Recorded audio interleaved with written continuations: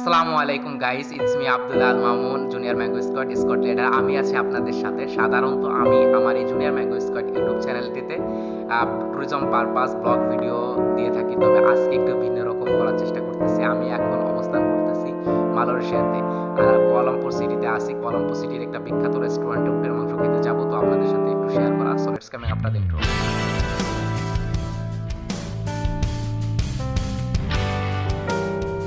So guys, দেখতে দেখতে inter পরে ফিরে আসলাম। এখন আমি আছি গাড়ির মধ্যে, আমার সাথে আরো 4 জন যাচ্ছে কোয়ালালামপুর সিটির বিখ্যাত একটা রেস্টুরেন্টে। আমরা যাচ্ছি উটের মাংস খাওয়ার জন্য। তো সাধারণত উটের মাংস বাংলাদেশেও পাওয়া যায় বর্তমানে অ্যাভেলেবেল, তো তারপরও এই জায়গাটা একটু স্বাদ অন্যরকম হবে আশা করা যাচ্ছে। এটা দুবাই থেকে আসছে, সো আমরা যাচ্ছি। 5 minutes later.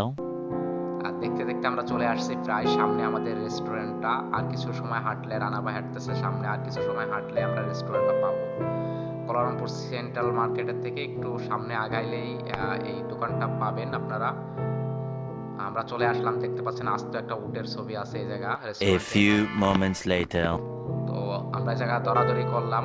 78 টাকা দিয়ে আমরা উটের মাংসটা অর্ডার দিলাম। দেখছেন মাংস আসতে দেরি হবে, তাই করল্লা ভাজি এবং রাইস দিয়ে আমরা খাওয়া শুরু করছি অলরেডি। আমার এই পাশে দেখতে পাচ্ছেন যে ওই পাশে আছে ভাইরা, রানা ভাই আছে, রানা ভাই, এবং ওই পাশে আর এক রানা ভাই আছে, এবং ডিরেক্টর ভাই আছে। সব মিলিয়ে আলহামদুলিল্লাহ আমরা মালয়েশিয়ার ট্যুরটা অনেক এনজয় করতেছি। 1 minute later. তো অবশেষে কাঙ্ক্ষিত উটের মাংস আসছে। আমার মনে হয় মাংস খুবই কম আছে ভিতরে, দেখা যাচ্ছে যে কারি বেশি পরিমাণ দেওয়া হয়েছে দেখতে পাচ্ছি। এই যে মাংসটা অনেক স্বাদ। যাই হোক,